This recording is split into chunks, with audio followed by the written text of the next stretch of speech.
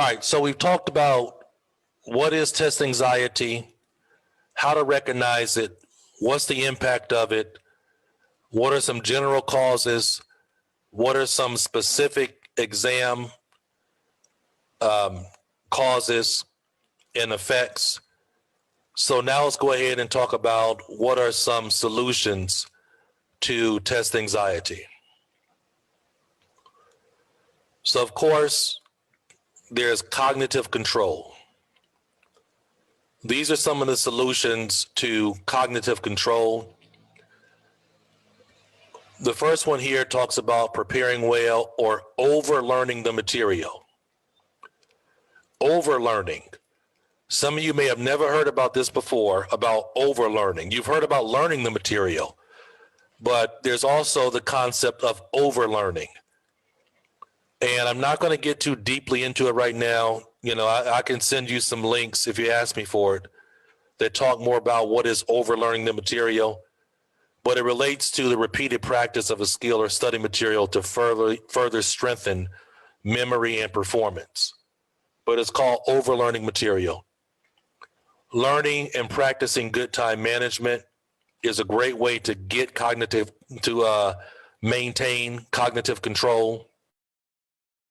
Using active study techniques. This is the one that I probably, along with overlearning, but this is the one that I see more than anything else in my courses. TOEFL, IELTS, PT, GRE, any course. Using active study techniques. My students that do a great job on the exam use active study techniques. My students that do so-so, and to me, so-so is like on IELTS is like a 6 or a 5, but active study techniques. There's a difference between active and passive study techniques. Passive study strategies may take less time and feel easier, but active strategies are more effective and efficient because they help you move information to your long-term memory. Research shows that students with higher performance scores may not study longer than their counterparts, but they are likely to study differently by using active review and reflection techniques. Active study techniques. So for example, there's some students in my courses that when they're watching the lectures, they just watch the lectures. They just passively sit there and watch the lectures. That's a passive study technique. Then I have other students that are watching the lectures, and while they're watching the lectures, they're taking notes. They're making notes during the lecture. They're actively participating with the lecture. What that student is doing is they're moving techniques, they're moving strategies, they're moving skills directly into their long-term memory. Students that are passively watching lectures, you know, what they're doing is those are the ones that ask me stuff that I already talked about in the lecture. I said, did you watch the lecture? Yeah, I watched it. And then what I know is all you did is watch it. Right? You're not actively, because if you were actively, you wouldn't have those kind of questions. That stuff would be in your long-term memory. That's just one example of active versus passive study techniques. There are many, many, many examples of what it means. Active study techniques means you're doing things that allow for you to manipulate the information, in a way where it becomes a part of you. So if you want to do well, if you want to have cognitive control during your practice and during the exam, overlearn, learn time management, and use active study techniques. You do that, you maintain cognitive control. You don't do that, you lose cognitive control and your anxiety increases. Then there's physical control, right? Get exercise every day. For some people that may sound so simple, but it's so true. Whether you're doing the TOEFL or the IELTS, you're going through a 3 to 4 hour experience. Many of you lose physical control during the exam because you get tired. Once you get physically tired, your mind starts falling apart also. Getting enough rest, eating right, helps you maintain physical control. And practicing relaxation techniques, deep breathing. I'll talk about that a little bit later on. For those of you that deal with issues of your heart starting to race or things like that, the kind of anxiety you're feeling is you're starting to lose physical control. Your anxiety is starting to make you lose physical control. And so you have to be able to practice certain relaxation techniques to be able to get control. Then also we're dealing with emotional control. You want to adopt a creator position, not a victim position. Create the environment where you are reducing your anxiety. You're working on it. Don't just be a victim. Know yourself, know your needs. Like Manuel said, hey, I'm a perfectionist, right? If you're a perfectionist, then you know you have a problem you need to work on. Positive self-talk increases your emotional control. Visualization increases your emotional control. That's really important. Very, very important.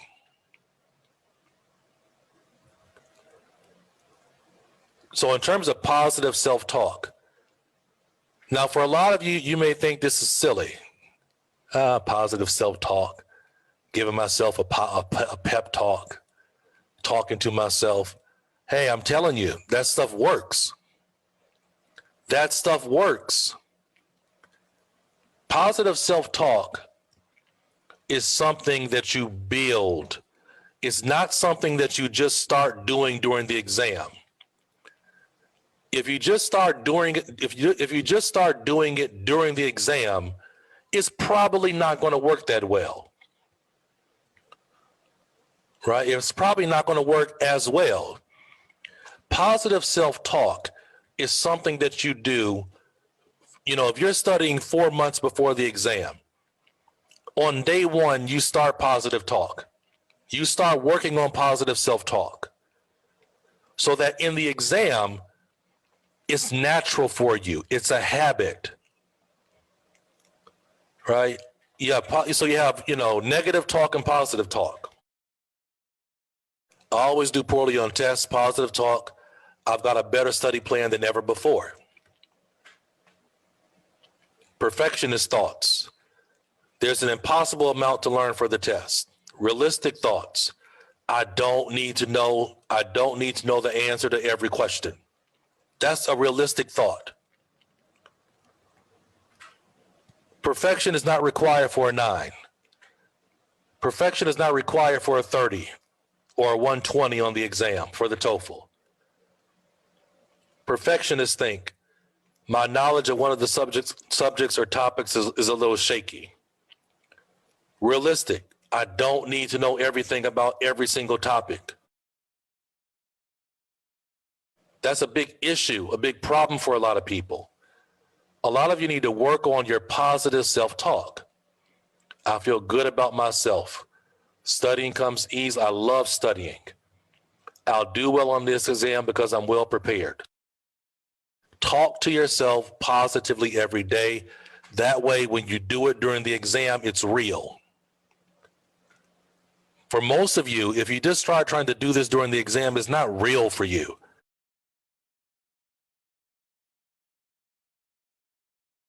Some uncommon solutions, deep breathing, mental imagery, that's for some people, they have a certain image that they put in their mind that makes them calm. Learning how to greet and replace negative thoughts, thinking of the exam as a game, right? You're trying to collect points. That's what you're doing.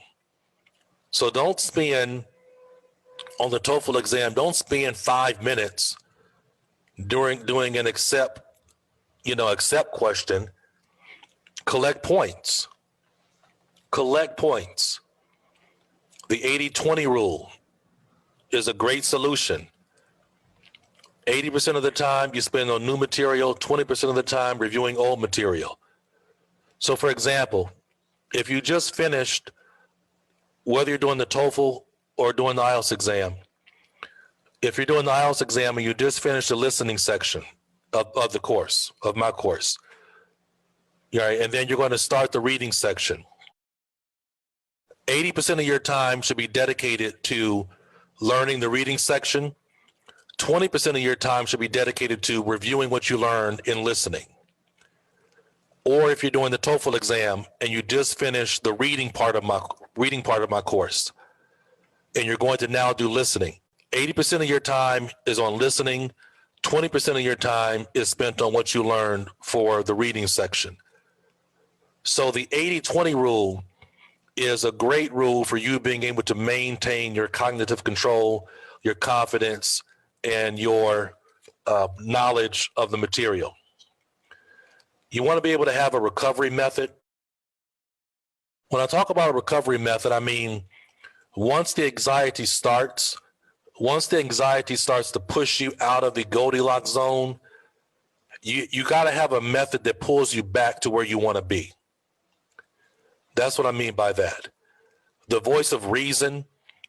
For some people, they have not their own voice, but they have somebody else's voice in their head talking to them during the exam. This is the honest truth.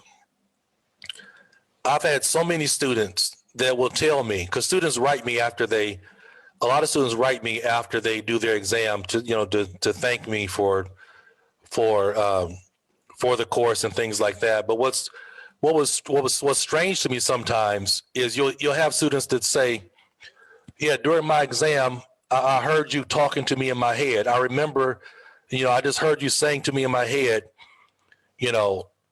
do this, paraphrase, answer, good answer. They literally say they have me talking to them in their head. Now, some things I don't remember saying. I think sometimes they just make up things, but they want to hear it in my voice for some reason. But having a voice of reason is something that can be helpful. Some people have a spirit guide or a calming figurine. Some people put lavender in their pocket. There's certain nervines, right? There's certain nervines, and nervines are like lavender.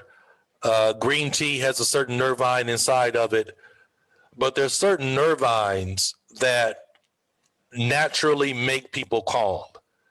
So there's some people that will go to the exam, they'll put lavender in their pocket, and during the exam, they can smell this lavender, and the scent of lavender or things like that is a naturally calming effect. But again, this is not something you just whip out for the exam. For people that it really works on, they're putting lavender in their pocket during their whole study process, so that they are in touch with their anxiety during the whole process, not trying to get a grip on it just during the exam.